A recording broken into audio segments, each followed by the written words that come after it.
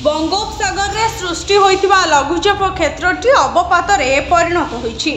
आसंता काली सकाळ सुधा बात्यार रूप नेब एवं 26 संध्या सुधा भीषण बात्यारे परिणत हेबार संभावना रही। भुवनेश्वर आंचलिक पाणीपाग केन्द्र पक्षरु ट्वीट करी सूचना दियाइछि। पाणीपाग केन्द्रर सूचना अनुसार केन्द्रीय बंगोपसागर में सृष्टि होइतिबा अवपातटी सक्रिय रही। यह उत्तर पूर्व दिगरे गति करुछि। अवपात बांग्लादेश खेपुपरा उपकूल 800 किलोमीटर, दक्षिण दक्षिण पश्चिम और पश्चिम उपकूल 810 किलोमीटर दक्षिण में केन्द्रीभूत रही। आसंता काली सकाळ सुधा अवपात आहुरी घनीभूत होई बंगोपसागर में बात्यारे परिणत हेबो। एही संभाव्य बात्यार ना रहिबो रेमल। काली संध्या सुधा यह एक भीषण बात्यार रूप नेबार संभावना रही।